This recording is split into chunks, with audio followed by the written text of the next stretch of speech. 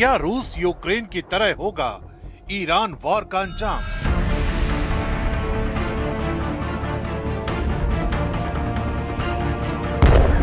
क्या महीनों तक खींचने वाला है महायुद्ध?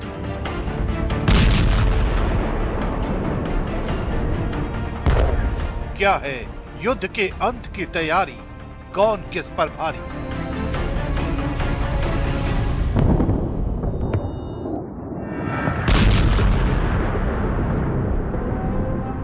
इन तस्वीरों ने दुनिया को बेचैन कर दिया है। दुनिया को डर सता रहा है कि कहीं इन बारूदी हमलों का चेन रिएक्शन तीसरे विश्व युद्ध का दरवाजा न खोल दे।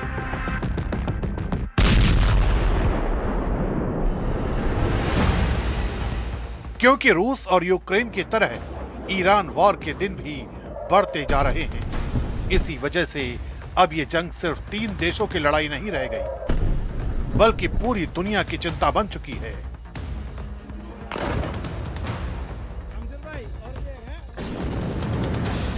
इजराइल लगातार ईरान के सैन्य ठिकानों और सुरक्षा ठिकानों को निशाना बना रहा है, तो दूसरी तरफ ईरान भी बैलिस्टिक मिसाइलों और ड्रोन हमलों से जवाब दे रहा है। लेबनान से हिजबुल्ला, यमन से हूथी और इराक में ईरान समर्थित मिलिशिया भी अलग अलग मोर्चों से हमला कर रहे हैं। यानी युद्ध का दायरा फैलता जा रहा है।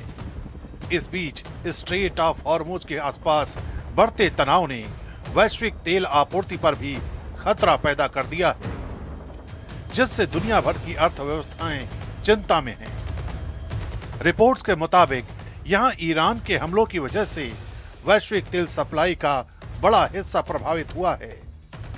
इसी वजह से अंतर्राष्ट्रीय बाजार में कच्चे तेल की कीमतें $150 प्रति बैरल के ऊपर पहुंच गई हैं। इससे यूरोप, एशिया और अमेरिका तक ऊर्जा संकट का खतरा बढ़ गया है। संयुक्त राष्ट्र लगातार युद्ध विराम की अपील कर रहा है, लेकिन अब तक किसी पक्ष ने पीछे हटने का संकेत नहीं दिया है।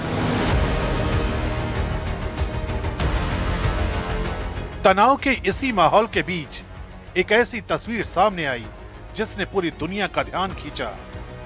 जब स्ट्रेट ऑफ हॉर्मुज में युद्ध का खतरा मंडरा रहा था और ज्यादातर देशों के जहाज इस रास्ते से गुजरने से बच रहे थे, उसी वक्त भारत के 2 जहाजों ने सुरक्षित तरीके से इस स्ट्रेट को पार किया। इन दोनों जहाजों के आगे भारतीय तिरंगा साफ लहरा रहा था। बताया जा रहा है कि इस पूरे मामले में प्रधानमंत्री नरेंद्र मोदी ने खुद ईरान के राष्ट्रपति से बात की, जिसके बाद भारतीय जहाजों को सुरक्षित रास्ता दिया गया। इससे पहले यूक्रेन युद्ध के दौरान भी कुछ ऐसा ही नजारा देखने को मिला था, जब रूस और यूक्रेन दोनों ने भारतीय तिरंगे वाले वाहनों को सुरक्षित रास्ता दिया था। यानी कूटनीति के मोर्चे पर भारत की साख एक बार फिर मजबूत होती दिख रही है। इस बीच अमेरिका के राष्ट्रपति डोनाल्ड ट्रंप लगातार ये दावा कर रहे हैं कि अमेरिका इस युद्ध में शेड्यूल से आगे है और ईरान जल्द ही झुक जाएगा। लेकिन विशेषज्ञों की राय इससे अलग है।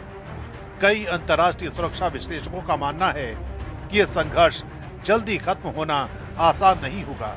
ईरान के पास मिसाइलों का बड़ा नेटवर्क और पूरे क्षेत्र में फैले सहयोगी गुट हैं, जो लंबे समय तक जवाबी हमले जारी रख सकते हैं। यही वजह है कि कई विशेषज्ञ इस युद्ध को 4 से 8 हफ्तों तक चलने की संभावना बता रहे हैं, जबकि कुछ का मानना है कि अगर प्रॉक्सी युद्ध और बढ़ा तो ये टकराव महीनों तक खिंच सकता है।